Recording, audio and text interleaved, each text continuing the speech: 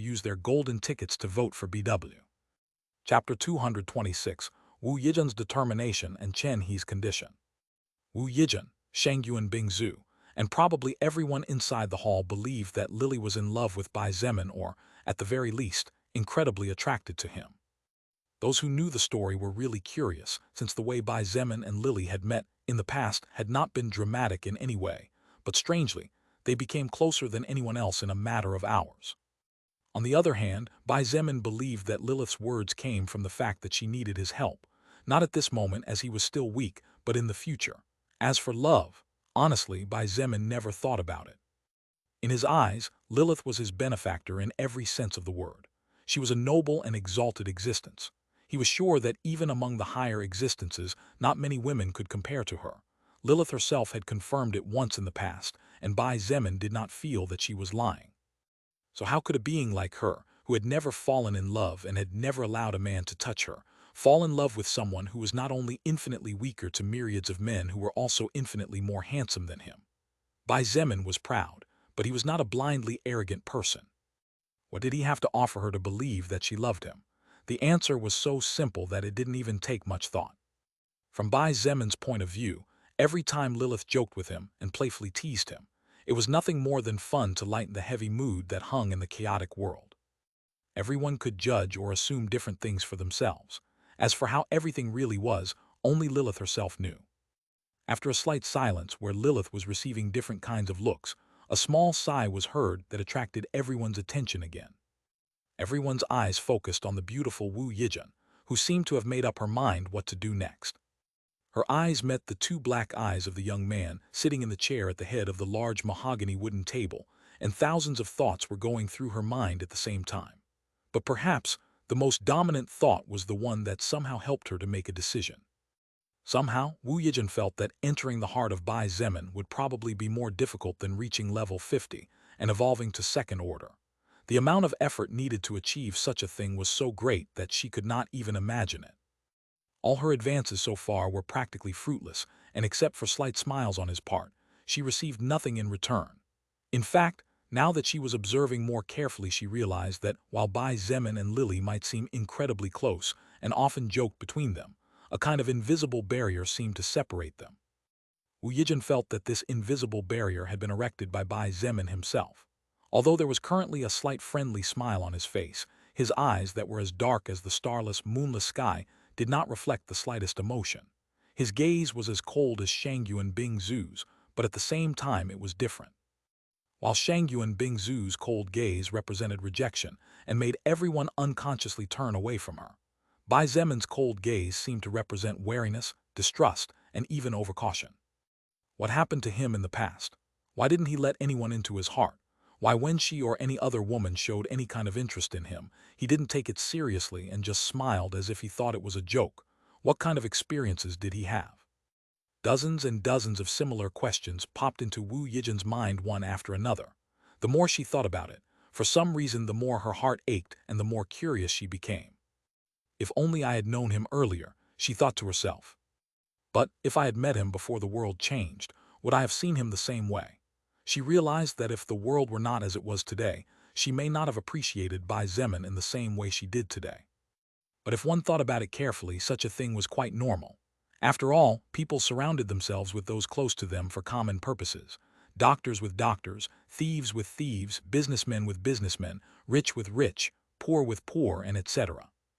A person who came from an average family, whose qualifications were average and whose appearance was average, could never join into the circle of a person who came from a high-class family, whose qualifications were excellent and whose appearance was incredibly beautiful. This was reality, not a fairy tale or a fantasy where such things often happen. But things are different now. I just have to try harder, show him that he is not as alone as he thinks he is. Wu Yijin lifted her spirits, and finally, the dark cloud hovering over her head broke up completely. The present her could help him in many ways. She was an incredibly intelligent woman, her mind was filled with ideas, and although she was not the most powerful, her strength was unquestionable. Besides, I am beautiful, Wu Yijin thought and smiled with new confidence. She firmly believed that even a heart made of stone would eventually give way in the end. Perhaps sensing the change in her attitude and seeing her smile brimming with confidence, Bai Zemin blinked a couple of times as if wondering what was going on. I will join you, she declared without further ado, leaving everyone dumbfounded. Yijin Yu, Chen He was the most astonished of all. The Chen family Chen He belonged to had its roots firmly planted in the field of military. His father was a regimental commander of colonel rank who controlled over 2,000 soldiers with military training. But the most powerful power in his family, his grandfather, was a military division general with about 20,000 men under his command. However, as his family was strictly military and no member worked in the government, although it was difficult to accept what Bai Zemin said, it was not impossible from Chen He's point of view. But his childhood friend was completely different. She came from a 100% government family. If Wu Yijin wanted to support Bai Zemin, then she would have to go against the very roots of her entire family. Are you sure? Shang Yuan Bingzu couldn't help but frown slightly and ask her friend if she knew what she was doing. Wu Yijin looked at her and said in a firm voice, I am sure. Besides, I can't leave you alone, can I? Shang Yuan Bingzu looked at her deeply for a moment, and after looking away, she did not say anything about it again. She knew that although Wu Yijin was kind, when an idea got into her head, she became stubborn as a mule and no one could make her back down. Although Bai Zemin was also surprised, he was happy to receive a powerful ally. Therefore, he smiled warmly and welcomed her. Then I will be relying on you from now on, just like in the past. Don't worry, if your family is still standing, I will do my best to avoid clashing with them unless absolutely necessary. The Wu family was a family simply too powerful. Bai Zemin, who was previously just a small college student working hard to barely make ends meet, could not compare to them in terms of influence. If he could gain their support, Bai Zemin's path would be countless times smoother. Gathering survivors using the Wu family name, recruiting soldiers, obtaining logistical support, knowing the location of advanced military camps, even acquiring weapons of mass destruction, all would be within his grasp.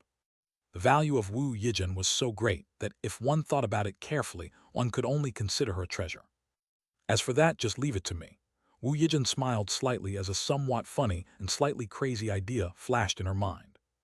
If this idea succeeded, Bai Zemin's path would be much easier, and at the same time, she would have an excuse to be closer to him.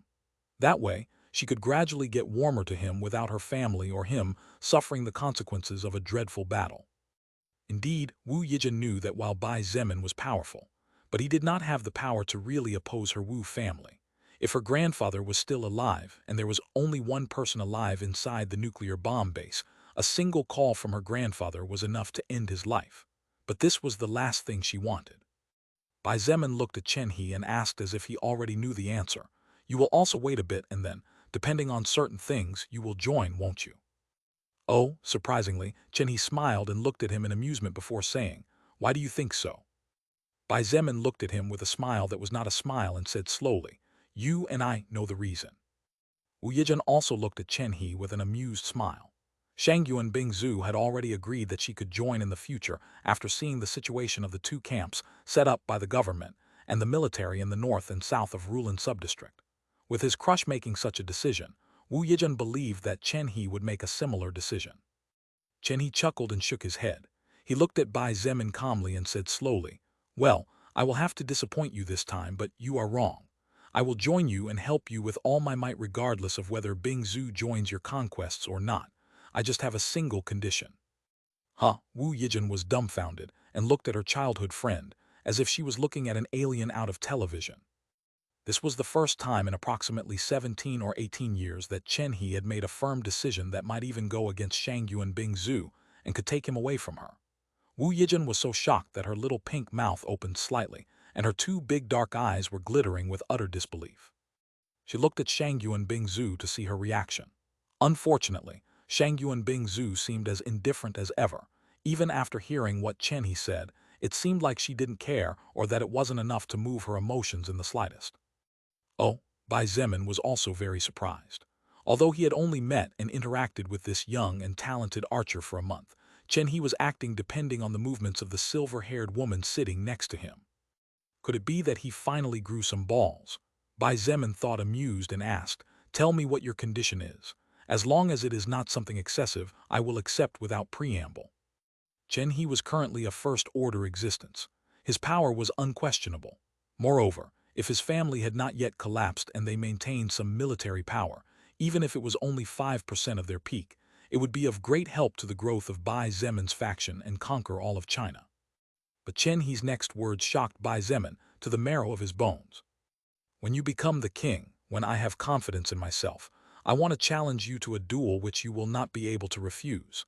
If I defeat you in that duel, I want you to crown me as the new king of China." The atmosphere inside the hall became cold, and the temperature seemed to drop several degrees. The place was so quiet that even a needle could be heard falling. Backslash, backslash, backslash, backslash, backslash, backslash, backslash. Thanks a lot to all those who used their golden tickets to vote for BW. Chapter 227, Feeling Fear for the First Time in a Long Time.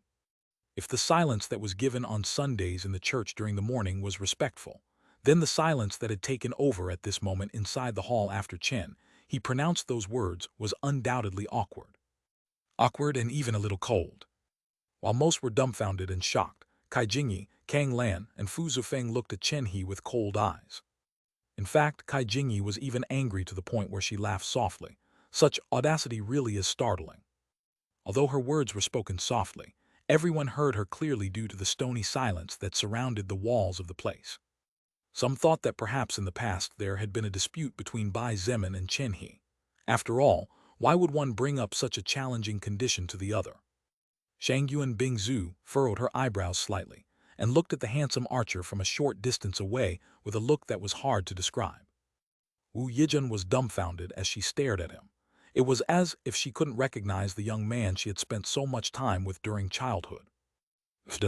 Finally, someone seemed to be unable to control oneself anymore, and traces of laughter broke the silence in its entirety. Everyone's gaze fell on the woman standing behind Bai Zemin, only to see Lily covering her mouth with her small hand, as if she was trying to hold something back. Her eyes looked at Chen He with a trace of naked amusement, and even a slight tinge of disdain hard to notice. As for Chen He kept his calm. His face did not change regardless of the looks he was receiving, nor did he seem to mind what Kai Jingyi said, nor did he seem bothered by Lily's audacious laughter. All his attention was uniquely focused on the young man who was even younger than him and was currently sitting in the leader's seat. At first, Bai Zemin was surprised by Chen He's daring words, as was everyone else. However, soon something seemed to click in his brain, and his eyes glittered as if he had finally understood something. So that's how it is, he thought to himself as he inadvertently glanced at Shangyu and Bing Zhu beside him. Ever since they were in college, right after the apocalypse had fully broken out, Bai Zemin had noticed that Chen He seemed to be especially jealous of him, but only now did he realize what the real reason was. At first, he had thought that the reason Chen He was jealous of him was because of his higher strength. After all, Chen He not only came from a wealthy and powerful family, but his appearance, his qualifications, his talents, his connections, everything about him was superior to Bai Zemin in the past. But from a day to the next, he couldn't even see the back of a person who was previously a nobody. But now Bai Zemin realized that the real focus of Chen He's jealousy was romantic jealousy. A love jealousy that from Bai Zemin's own point of view had no meaning or reason to exist. Bai Zemin's relationship with Shangyuan Bingzu, the woman Chen he loved probably from childhood until now, was only a professional relationship with interconnected mutual interests. As for feelings such as attraction, charm, liking, love, Bai Zemin had never thought on Shangyuan Bingzu in that way, nor did he believe that she thought on him in that way. Shangyuan Bingzu was undoubtedly beautiful, beautiful to the point where her face was practically perfect, and the charm around her was becoming more and more stunning with each passing day. However, being beautiful and charming was not enough to tug at Bai Zemin's heartstrings. If moving his heart was such an easy thing, then he would have long ago fallen for Lilith. But since the other side was openly challenging him, Bai Zemin had no reason to decline. Since you are giving me such a generous gift, I will gladly accept it, he thought with a small smile. Lose him against Chen He. Even if Bai Zemin fell to an unclassified existence right now and lost the stats gained after evolving to First Order, he was confident that he would kill Chen He in less than 10 minutes. As time passed, the distance between the two would only grow larger and larger, and even if at some point in the future Chen He surpassed Bai Zemin's level, he still wouldn't be able to defeat him, because levels did not represent the total strength of an existence. Even statistics did not. Bai Zemin's lips curved slightly and he calmly asked as he leaned back against the back of the chair, "Sure, why not? Do you want it to be a duel to the death or just a normal battle?" Although his words sounded as light as a summer breeze, his words contained a hint of icy coldness from the Ice Age. All those who had seen the way Bai Zemin's enemies ended up could not help but audibly swallow as they shuddered. Even Shangyuan Bingzu's face changed noticeably and looked at Chen He as if she was telling him not to say stupid things. Shangyuan Bingzu's attitude surprised the two Nangong siblings. They both looked at each other and saw the shock in each other's eyes. The two of them had seen how supremely powerful Shangyuan Bingzu was. With her ice powers and her sword, thousands of zombies and different wild creatures had been turned into ice statues before turning into small ice cubes cut into thousands of pieces. Her ghostly speed as well as her leadership ability, everything about her was practically perfect. But even she seemed a bit frightened when she heard the young man sitting in the leadership position say such words. How strong was this person then? Such a question appeared in the minds of Nangong Yi and Nangong Lingxin as they looked at Bai Zemin with surprise and curiosity. Chen He took a deep breath and after looking at Shangyuan Bingzu with eyes that practically overflowed with gentleness, he looked at Bai Zemin again and said with a calm expression, "Don't misunderstand me. I don't hate you in any way. We could even say that I admire you a little. But that doesn't mean I don't feel a little jealous of you." Bai Zemin said nothing and continued to listen to him quietly. "As you probably already know, I'm a very proud person. From childhood to adulthood, I have always been perfect in everything, and even now that the world has changed, I am sure that I am one of the most talented and powerful people." Chen He said as if it was natural. Although a bit arrogant, in fact, it was the truth. He had the qualifications to say such words. He continued, "But if I compare myself to you, I must admit that right now I don't have the confidence to even survive 2 strikes from you, and even my marksmanship that I'm so proud of might not even reach you. Therefore, to prove myself and to decide whether to give up on the woman I love, I need to challenge you. As for a duel to the death, I don't think such a thing is necessary. For better or worse, I consider you a somewhat close friend after all. Although you have done, and probably will do things I don't agree with, I can't deny that you have helped many people, and the lives of thousands have been improved by the rules you have imposed on everyone." Phew! Wu Yijin unconsciously let out a big breath of relief and gently patted her 2 soft breasts, making them shake a little. Bai Zemin looked at Chen He for several seconds before sighing. He shook his head and said calmly, "To be honest, I don't know what giving up on the woman you love has to do with me. But since you want to prove yourself, I'll give you the chance. You can challenge me at any time, I promise I won't kill you." Chen He smiled bitterly in secret upon hearing those words. Such confidence! But indeed, Bai Zemin had the qualifications to be more arrogant and proud than him, at least in the present time. After saying those words, Bai Zemin looked at Shangyuan Bingzu and could not help but let a hint of annoyance shine in his eyes. His voice, with a hint of anger, sounded inside the hall. "Woman, if you don't love a person, just say it loud and clear." Shangyuan Bingzu looked at him indifferently, and a smirk appeared at the corner of her lips but still said nothing. Even Wu Yijin looked at him strangely, and Chen He coughed a couple of times. Could it be that she had already rejected him in the past, but this guy was still bothering her? Noticing the stares of the 2 women and the somewhat embarrassed attitude of the archer,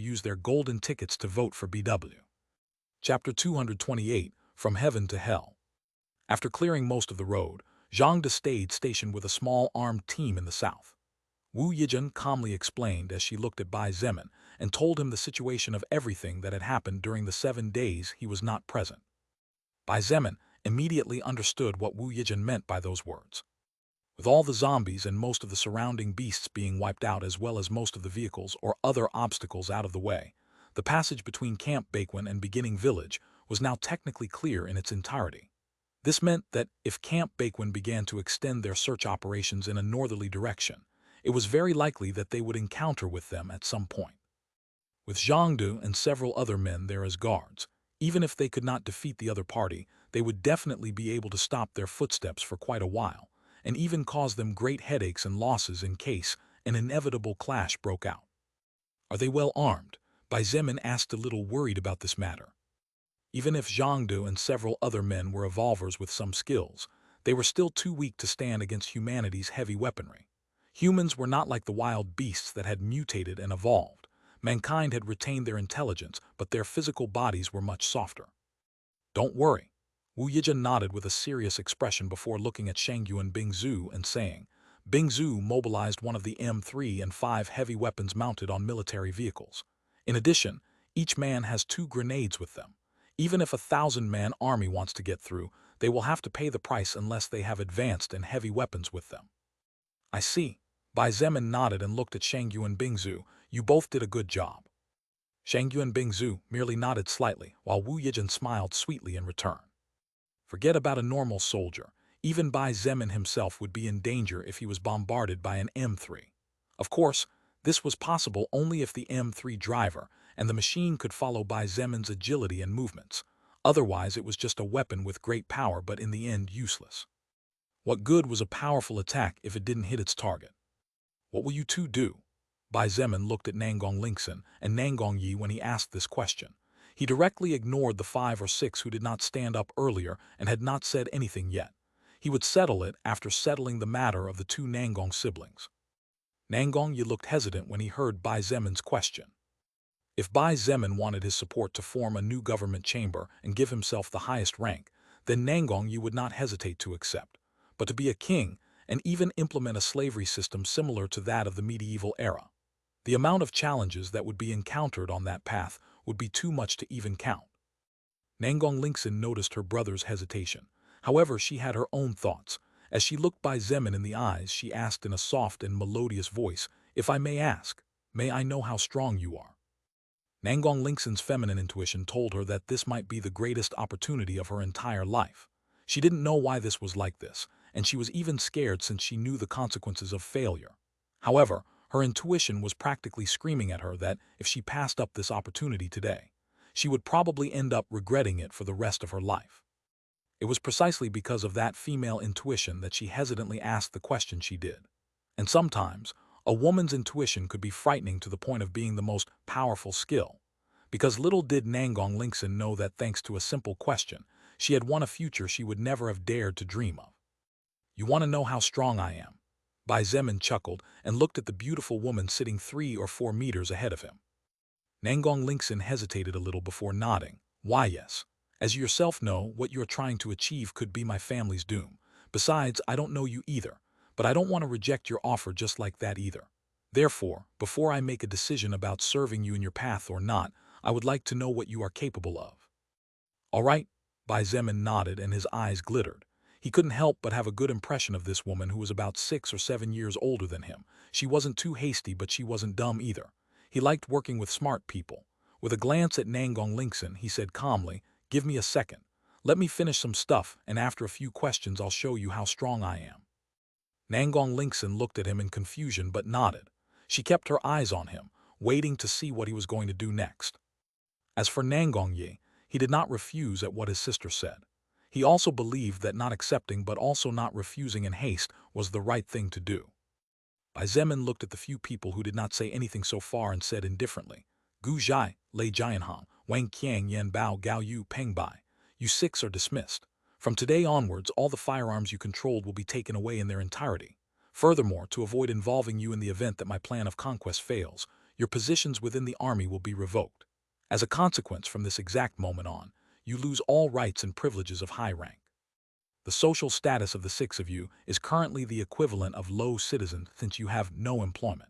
If you wish to become normal citizens, you are welcome to report to the office tables that are set up every day in the central square." The faces of the 6 men mentioned paled when they heard Bai Zemin's words. In the previous social system, they were part of royalty. In fact, their statuses were so high that they were even allowed to participate in this kind of assembly, and while they did not have the qualifications to speak, just being able to enter this hall was a sign of status and power. They ate the finest meals, slept in the most luxurious homes and in the softest beds. They even had a beautiful woman or 2 waiting for them daily in their homes. But now, with just a few words from the 20-year-old in front of them, all these privileges had been revoked in their totality. From eating the best meals, they would have to make do with rice diluted in water or work like mules to eat 3 bowls of rice a day with some bread. From sleeping in the most luxurious homes and in the most softest beds, from now on they would have to live in small houses through which moisture entered and on hard beds. Even the women who were waiting in their homes would leave them without hesitation and go to other men. What beautiful woman would want to stay with a couple of useless men who couldn't even feed them properly? But in fact, even if these women wanted to stay, the problem was that the men no longer had a big enough salary to feed their mouths. It was only after they lost everything that all they had lost, they realized what had been lost. They had foolishly assumed that their positions were secure. But only now did they awaken from their dreams and realize that by not agreeing to join and help Bai Zemin in his conquests to become the king of China, they would naturally lose the privileges they had previously had when they did help him. "El leader," Yan Bao wanted to say something, but before he could utter another word he was interrupted. "Fu Zufeng, escort them out. Then go to the command center and inform each soldier that they were removed from their positions, and the soldiers under their command should wait as they will be reinstated soon by other groups. Also, if they wish to leave the village, have Qin Ming give them 3 days' worth of rations." Bai Zemin said indifferently and did not even give the 6 men a second glance. "Understood." Fu Zufeng stood up and looked at the 6 people with an indifferent expression. "Gentlemen, please." The 6 men were robust, and even the ones who were thin were tall and fit. It was in stark contrast to Fu Zufeng, who even now was as thin as a matchstick. However, appearances were often misleading. These 6 men knew that they could not defeat the thin young man before them even if they had twice the strength, and even if they defeated him, there were even more terrifying monsters behind him waiting. With Fu Zufeng exerting pressure, and with Bai Zemin unwilling to listen or give second chances, the 6 men had no choice but to stand up with ashen faces. Under everyone's gaze, the 6 walked out of the hall like lifeless bodies that had lost their souls, and the double wooden door was closed with a slight bang that awakened everyone inside the room.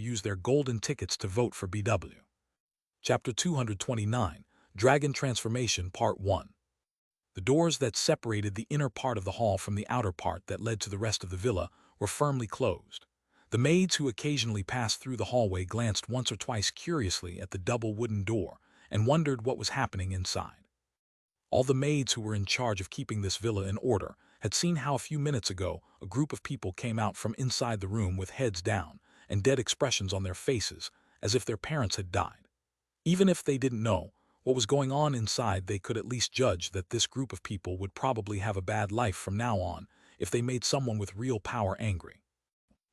Inside the hall, practically everyone was silent as they looked at the young man sitting in the main seat. Some were afraid, others looked at him with respect, others looked at him with caution. But no matter what stares he received, the young man simply remained seated with an impassive expression on his face. The melodious voice of a beautiful woman was the only sound that could be heard, and everyone was listening to every word that came out of the woman's mouth. None dared to interrupt in any way. That would be all. Nangong Lingxin finished and held her breath as she looked at the young man who had his head slightly down at the moment. Bai Zemin nodded to himself after listening to Nangong Lingxin and was silent as he pondered.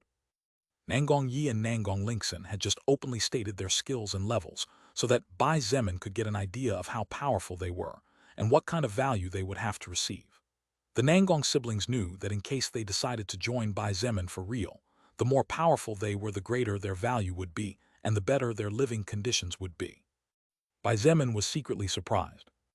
Nangong Yi, with his first-order barbarian strength skill, was able to raise his strength stat far beyond what Jade could do, even though they were both of the same level. Of course, Jade had a different set of skills and would not necessarily lose against Nangong Yi in a death fight. But if it came down to pure strength, Nangong Yi was undoubtedly superior by a wide margin. But what surprised Bai Zemin the most was Nangong Lingxin's skill. As time passed, the drop of skill scrolls began to gradually decrease. In the past, even a normal zombie could drop skill scrolls and could even drop treasures if one was lucky. But at present, normal zombies drop practically nothing after killing them. The first-order energy barrier skill that Nangong Lingxin possessed was undoubtedly an extremely rare skill, and its chances of dropping after defeating an enemy should be very low. The reason why Bai Zemin was certain of this was because, although his group had obtained several skills so far during the hunting times, neither he nor anyone else had seen or heard of such a skill until now. What Bai Zemin estimated was that first-order energy barrier and first-order lesser healing should be skills with extremely low drop probabilities.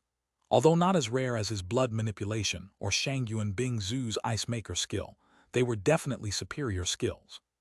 I see. He finally nodded and looked at Nangong Lingxin with glittering eyes. To be honest, your skill has caught my attention. If you decide to join me, I can assure you a good position in the social pyramid. Nangong Lingxin's eyes sparkled slightly as she heard his words. She wanted to live as well as possible in this chaotic new world and give her family a more secure and dignified life. Of course, you are welcome to join us too. Bai Zemin did not forget to nod towards Nangong Yi as well. Although he didn't care much about Nangong Yi's skill, since what Bai Zemin appreciated more were rare skills with different purposes other than strength and combat. Still, he would be a great asset to his group. Seeing Nangongi nod, Bai Zemin chuckled and stood up as he said, "Now, you two wanted to know how strong I am, right?" The two siblings looked at each other before looking at Bai Zemin and nodding with serious expressions. Before making such an important decision, they wanted to be sure that the person they were going to follow had the qualifications to make them risk everything. Otherwise, they could only join the group as low citizens without working or normal citizens working as mercenaries or similar. Just as Bai Zemin was about to say something, Fu Zufeng, who had left several minutes ago, returned and opened the door with a bang. "What's happening?" Bai Zemin asked with a slight frown as he saw the young man's somewhat anxious face. "An armed group suddenly appeared in the north and they are fighting our soldiers right now." Fu Zufeng gritted his teeth and said anxiously, "According to the report from the head in charge of that squad, two people with extremely powerful skills appeared. One of them is immune to heavy-caliber bullets and they are unleashing a massacre at this point." Everyone's face changed when they heard this.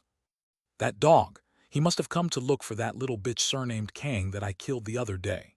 Xiao Ming, who had been promoted after the events that happened several days ago, stood up angrily and looked ready to go to war.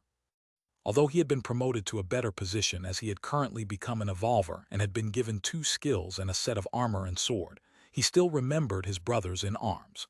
Knowing that they were being attacked and slaughtered, he would naturally be enraged. Shangyuan Bingzu looked at Bai Zemin curiously, as she wondered what was he going to do now. Bai Zemin's eyes flashed chillingly and he calmly said, "What a coincidence. Just as I was about to go looking for them, they showed up at our door." He looked at the 2 Nangong siblings and casually ordered, "Follow me to the north." Leaving those words behind, they all felt the wind whistling softly and a gust of air blew over everyone. When they opened their eyes again, they were surprised to find that Bai Zemin had disappeared and was nowhere to be found. Everyone sucked in a breath of cold air as Nangongyi turned pale. That speed! Nangong Lingxin wasn't much better off than her brother at this point. She realized that with Bai Zemin's speed, she wouldn't even have time to activate her energy barrier skill before he could take her life. How many points of agility does he have? If we don't hurry, you two will be too late to see anything. Shangyuan Bingzu stood up. Her graceful body swayed gently and left several residual images as she disappeared from everyone's sight as well. Chen He, Wu Yijun, Nangong Lingxin, Nangong Yi, Fu Zufeng, Xiao Ming, Kai Jingyi, Kang Lan, and all those who had evolved regardless of their levels ran at full speed towards the north. Even little Luo Ning was no exception as she took advantage of the turmoil of the moment to mingle with the adults. Those who were fast disappeared in a few breaths, while most could only get into a vehicle and put their foot on the pedal hard. The normal survivors did not even manage to see the shadow of those who had a high level. Even without activating lightning movement, Bai Zemin's agility was high enough to sprint at several hundred kilometers per hour. The distance of 20 to 30 kilometers between the village and the street where the soldiers were stationed was nothing for someone like him. Of course, this was so because the entire road was clear, and the zombies and wild animals had already been cleared in their entirety. If there were enemies, then Bai Zemin could not simply run wild. Besides, running at full speed consumed stamina at speeds too high to continue this kind of race for too long. In a matter of seconds, Bai Zemin approached the battle zone. The first thing he felt were the practically uninterrupted blasts fired by the guns. In his line of sight, occasionally flashed golden glows, and on top of the rooftops, some snipers who were positioned were firing when they found the opportunity. The closer he got, the thicker the smell of blood became, and his nostrils soon filled with the characteristic iron smell of the blood. Even so, his expression remained indifferent, and his eyes did not change in the slightest. To him, who had not only killed hundreds of thousands of enemies and had been saving and playing with their blood for a month, the smell of blood was as natural as drinking water. Although he knew that several of his soldiers had died and were still dying, his heart did not flutter in any way. The only emotion Bai Zemin felt was anger. This anger was not born out of his pity for them or grief at their deaths. His anger was born out of the fact that a group of filthy dogs were weakening what he had and still worked so hard to form. Arriving at a particularly tall building, Bai Zemin paused for a split second before lightly stomping the ground beneath his feet, rising several meters in the blink of an eye like a shadow. As if he were a supercomputer, Bai Zemin's eyes moved at astonishing speeds as he scanned his surroundings, and in less than 5 seconds, he had already managed to capture the location of most of the enemies.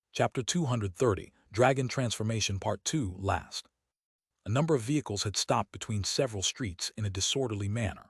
The people inside clearly got out in a hurry, as they didn't even bother to look where they were stopping, and there was one of them that even slammed hard into a building on the side of the road. Gun muzzles roared ferociously as they fired a seemingly endless storm of bullets. The bullets hit the walls of the houses and left small holes, while some higher-caliber bullets left large holes, dislodging parts of the walls bit by bit as gravel flew everywhere. This place was generally silent, and except for the appearance of the odd zombie staggering and walking slowly around aimlessly, or some weaker wild animals, a squad of about 20 men rested quietly here.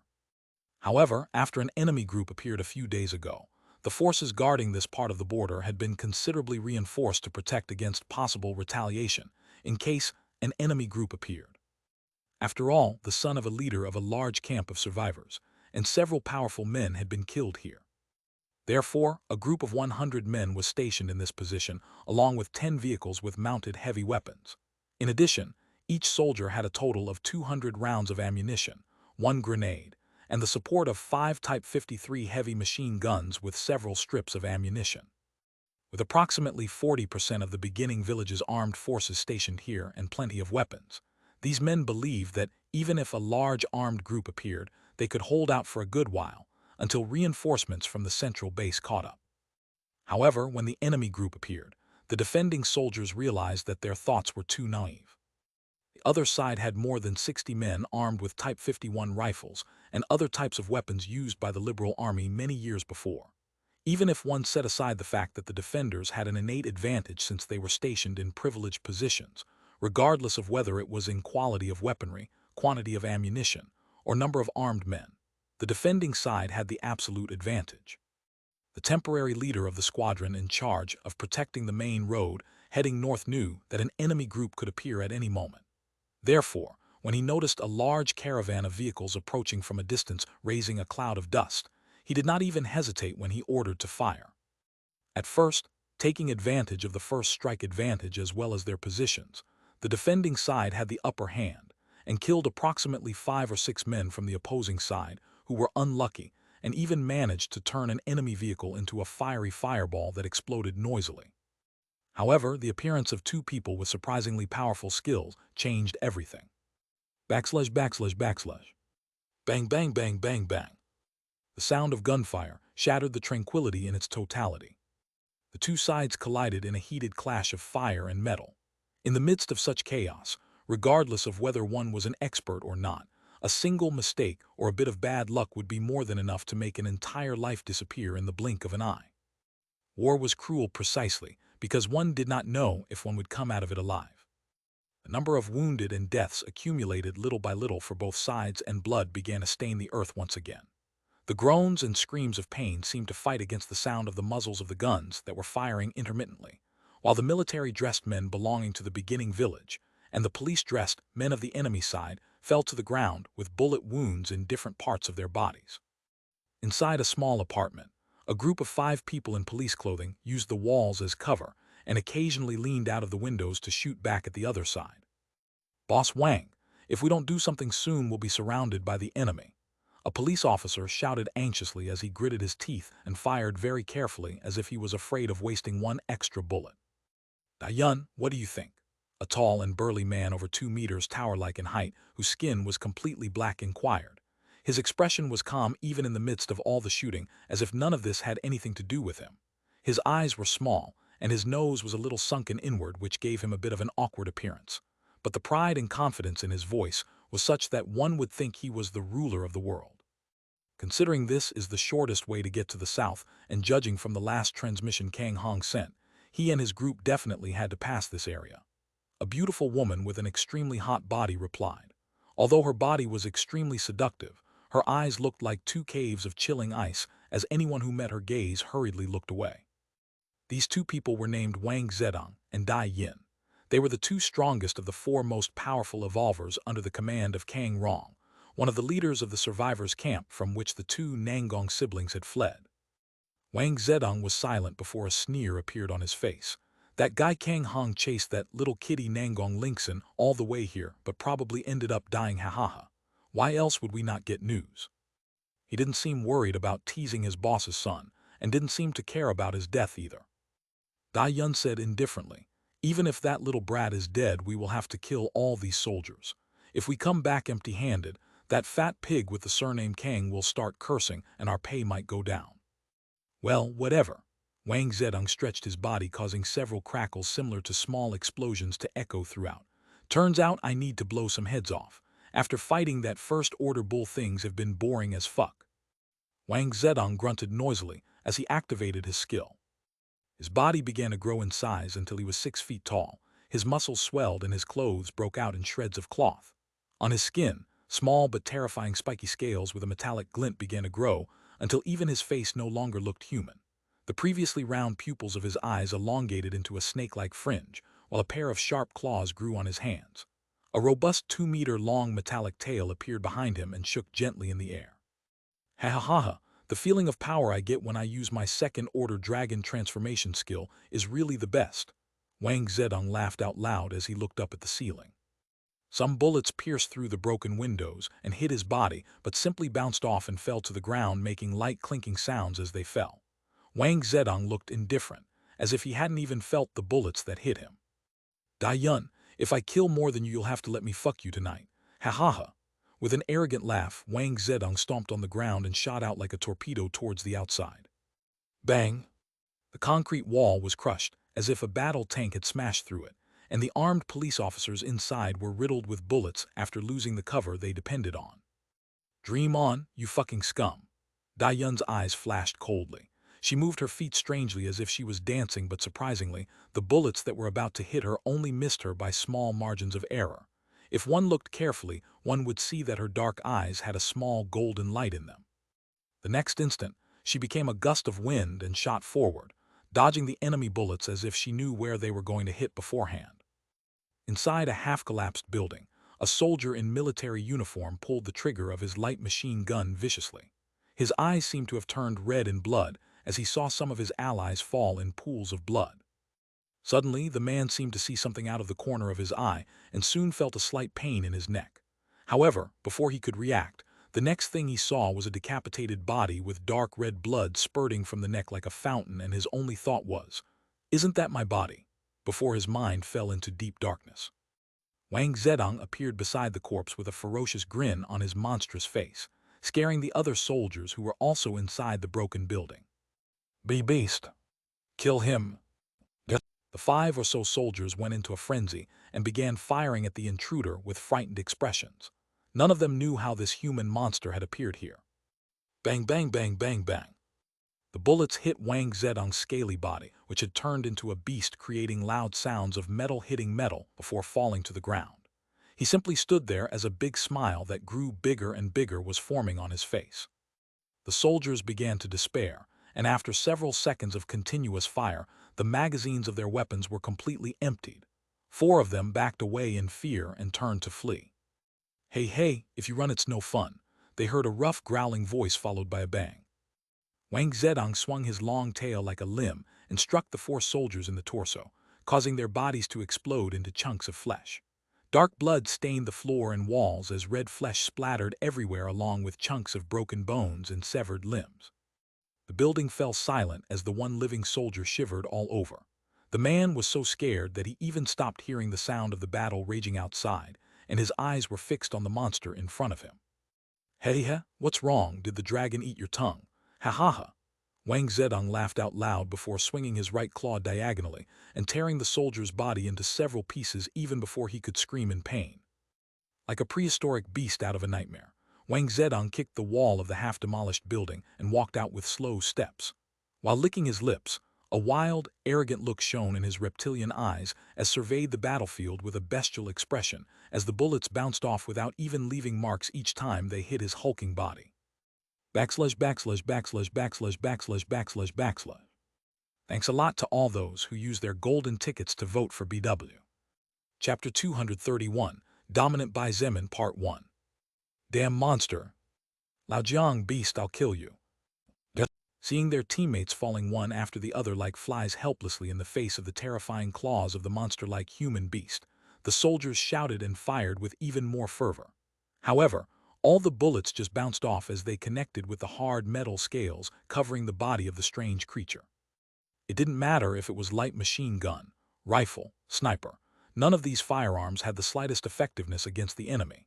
Even the powerful bullets of the Type 53 heavy machine guns that were capable of destroying a military vehicle in a matter of seconds seemed to have little effect against the enemy before them. Little by little, the desperation began to accumulate to the point where many men were beginning to hesitate, and the thought of fleeing began to grow in their hearts. Moreover, as a consequence of concentrating most of the firepower on the humanoid beast, the enemy party that was being suppressed by military weaponry seized the opportunity immediately without letting it pass them by. He, damn. Groans of pain, piercing screams and curses echoed across the hellish battlefield. The men dressed as police officers took advantage of the fact that Wang Zedong was attracting most of the attention to come out of cover and began firing like wild beasts at their enemies. Many men dressed in military uniforms fell to the ground with different kinds of wounds, while those who were more unfortunate fell down never to get up again. Jiarea, ha ha ha ha. Wang Zedong laughed loudly and roared as if he were a cruel and bloodthirsty beast as he swung his claws from left to right. Every time his sharp, hard claws slashed the air, the bodies of his enemies were torn into a pile of minced flesh.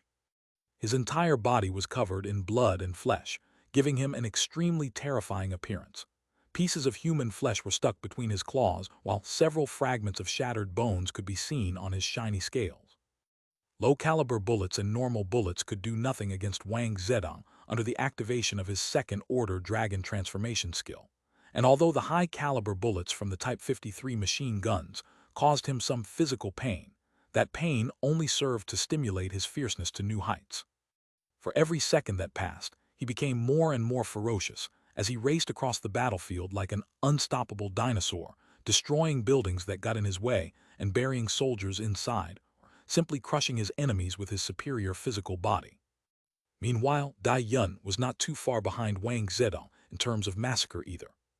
While her ferocity was not as terrifying as Wang Zedong's in his dragon form, every time Dai Yun's seductive and extremely hot body swayed, her enemies could only despair.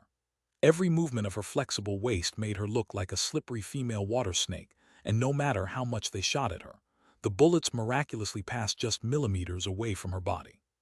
A group of soldiers in military uniform were standing behind an abandoned car. Their fingers were firmly planted on the trigger of their Type 79 submachine guns, and Type 81 rifles unwilling to let them go, as these weapons were their only source of confidence and security at the moment. This group of over 10 men had managed to eliminate a group of 12 enemy officers using their superior weaponry, and after expending a total of 4 grenades and demolishing an entire building, they finally buried their enemies in the heavy pile of rubble. They had not even lost a man on their side. Just as the team was about to move to the next location to support their comrades in the squad, a shadow swooped down on them from the distant alley. Enemy! Fire! The men shouted at the top of their lungs as they unleashed seemingly endless bursts of bullets. The muzzles of the guns seemed to have golden tongues constantly spitting fire, and the bright sunlight bathing the metal of the barrels gave them an even more courageous and fierce appearance. Dai Yun's dark eyes glowed with a faint golden light hard to notice, unless one stared into her eyes for a while. Her body swayed gently and her footsteps became strange. Sometimes she advanced, sometimes she backed away, sometimes she turned to the left, and sometimes she turned to the right or crouched down and jumped. Her body seemed to be made of rubber, but the most surprising thing was that, except for some blood scratches caused by the piercing wind from the bullets passing within close range of her skin, not even one bullet managed to hit her accurately. "Fucking bitch!" a soldier shouted in frustration and fright. He quickly put down his gun and brought his hand to his waist before pulling out a grenade.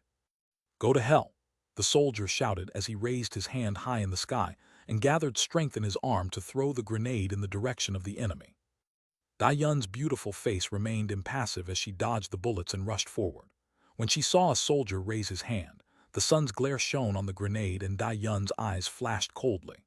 Her right hand turned into a shadow as she threw a needle made of bone that flew through the air at shockingly high speeds. The mutant beast bone needle pierced the wrist of the soldier, who carelessly and out of pain loosened his grip on the grenade he was holding. By the time he and his comrades realized what was happening, it was too late. Bang! Bang! Bang! Bang! With the explosion of the grenades of those nearby also exploded, and these in turn exploded the rest of the grenades. With about 8 grenades detonating at almost the same time, the bodies of the men dressed in military uniform were mutilated into countless pieces. The smell of burning flesh and hot blood hit the ground and bathed the walls of the roadside houses, with bone fragments scattered everywhere. The sight was incredibly horrifying to see, but Dai Yun's expression did not change. After wiping out about a dozen soldiers with a single hit, Dai Yun turned the corner and moved elsewhere. Her speed was not surprisingly fast for evolvers, but for normal soldiers she was like a ghost that appeared and disappeared. In just 5 minutes, 60 of the 100 or so soldiers stationed in this position had been killed or suffered a variety of wounds, while the other side had only lost about 20 men and still had about 40 more. Even with numerical advantage and superior weaponry, the defenders were unable to oppose 2 high-level evolved humans like Wang Zedong and Dai Yun cooperating. The area was in total chaos. Blood had begun to slowly accumulate in different parts in the form of large red puddles.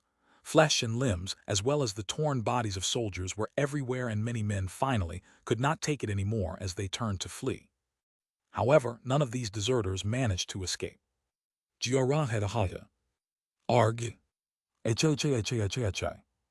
And no. Wang Zedong was like an unstoppable beast. Every swish of his claws sent the heads of his enemies flying through the air, and every swing of his tail crushed their bodies, making them explode into a pile of meat paste. He bathed in the blood of his enemies and looked extremely arrogant and self-confident. Wang Zedong looked at the last line of defense, and a fierce smile appeared on his mouth. There, vehicles mounted with guns and Type 53 heavy machine guns were firing in his direction, while the faces of the terrified soldiers were reflected in his reptilian pupils. After we finish with this scum, we should retreat, Wang Zedong thought to himself. Although he was arrogant, he was not stupid. Wang Zedong knew that he could not continue advancing, since at this rate, when they encountered the main army of the other party, even he would be forced to flee. Therefore, he decided that after finishing with these troops, he would order a retreat and report the situation to the main camp. In addition, the pain of being hit by the high-caliber bullets had begun to accumulate and was becoming a bit unbearable even for someone like him. Of course, Wang Zedong did not know that in reality, the platoon stationed here was practically all the other side had as far as armed men were concerned. After all, Zhangdu had taken a large number of armed men to protect the southern area, and the rest of the soldiers were searching for survivors, supplies, and hunting zombies. Just as Wang Zedong was about to rush forward and wipe out the rest of the enemy resistance, he saw a young man dressed in sports clothes coming toward him. This young man could be considered somewhat handsome. His hair was as black as ink, and some strands of hair covered part of his eyes, so it was hard to tell what kind of expression he had on his face. The dress and the calmness with which the young stranger walked through the rain of bullets with his right hand in his pants pocket was so out of place that for a moment the entire battlefield seemed to fall silent. Wang Zedong's senses went on high alert, and he unconsciously increased his guard. "Who are you?" he asked in a deep voice as he narrowed his eyes and leaned his body forward like a tiger about to pounce on its prey. The young man seemed to mock him, or simply did not hear his words as he continued to walk in his direction calmly. This infuriated Wang Zedong, and his bestial face practically distorted with anger. In the past, Wang Zedong was a criminal who was doomed to spend the rest of his life in prison after committing countless crimes and cruelties against innocents. However, when the apocalypse broke out, Police Station Chief Kang Rong released him after placing several sensor bombs in his body. If Wang Zedong tried to force these bombs out, they would explode immediately and turn him into a pile of mincemeat, so he eventually ended up working for Kang Rong. Wang Zedong was fierce by nature, so after crushing several zombies and other high-level creatures, he was lucky to find a skill called First Order Scaly Lizard. After evolving this skill to Second Order, Wang Zedong's power jumped tremendously, and although his skill could no longer grow any further, his power was enough to allow him to sweep away everything in his path. Although he did not like being anyone's dog, Wang Zedong was satisfied with his current life. With his strength, even Kang Rong respected him and would occasionally present him with a beauty or two as a gift for his pleasure. This only helped to raise Wang Zedong's confidence and arrogance to new heights. In the past, Wang Zedong had killed a young man only because he did not like the way the man looked at him. Now that the young man in front of him was ignoring him, his anger finally clouded his thoughts. Die! With a beast-like roar, he stomped the ground beneath his feet, leaving a deep footprint that soon spread into cracks as his body shot forward like a torpedo. Wang Zedong's stats had received an abysmal boost after activating his second-order dragon transformation skill. His agility was so high, and his strength so terrifying that, when working together, his explosive movement speed had reached a level where he seemed to teleport for others. Just as Wang Zedong had arrived in front of the young man, the golden light in Dai Yun's eyes glowed again, and her pupils contracted to the size of a needle. Backslash backslash backslash backslash backslash backslash backslash. Thanks a lot to all those who used their golden tickets to vote for BW. Chapter 232, Dominant Bai Zemin Part 2 last. After activating his second-order dragon transformation skill, all of Wang Zedong's overall stats increased tremendously. As for his agility, it had surprisingly reached 190 points. With such agility, Wang Zedong's overall movement speed was approximately 19 times the speed of a human in good condition before the apocalypse and the intervention of the Soul Record. Making use of all his agility and 220 points of strength to gain momentary momentum, Wang Zedong had reached such a high level of speed that the distance between him and Bai Zemin was closed in less than the blink of an eye. To anyone watching, Wang Zedong seemed to have simply teleported back and forth magically. When Wang Zedong arrived in front of the arrogant young man and noticed that he still did not seem to have noticed or simply did not seem able to react to his astonishing speed, a cold smile appeared on his beastly mouth. He raised his right claw high into the sky, and the shining sun reflected on it for a moment before he brought it viciously downward. The wind was cut to shreds, and even before it reached its target, the ground had begun to crack from the immense pressure the blow carried. Boom! A thunderous explosion shook everyone's eardrums, and those soldiers who were 10 meters away felt as if a bomb had exploded right inside their heads, while the world around them seemed to turn white for a moment as their bodies were sent flying by the shockwave caused by the blow, and coughed up a mouthful of fresh blood before fainting. Just the aftershock of Wang Zedong's attack without holding back in the slightest had sent 5 grown men out of combat. This alone was enough to demonstrate just how horrific his power was. The concrete street split. Gravel flew everywhere along with large pieces of broken cement while cracks spread everywhere. Everyone's view was blocked by a big cloud of giant dust that rose more than 2 meters high, half covering the giant body of Wang Zedong, who seemed to have ceased to be human. However, the arrogant laughter expected by the soldiers who saw the beast man as the representation of the god of death did not happen. In fact, Wang Zedong's eyes widened as a glint of disbelief flashed in his previously angry, confident, and arrogant gaze. Just now, Wang Zedong expected his enemy's body to turn into a pile of bloody pulp. With the level of power he had unleashed just now, forget about a normal human or an evolver. Even an armored car would be smashed to pieces. However, Wang Zedong could feel his arms almost half a meter in diameter, hitting something hard, as if he was a normal person hitting a steel beam before the apocalypse. It's no good. Such a thought flashed in the mind of the arrogant man who was previously slaughtering left and right with pride. Idiot, watch out! Dai Yun shouted anxiously as she suddenly snapped out of her stupor. Dai Yun's active skill second-order third eye was simple and had only one function.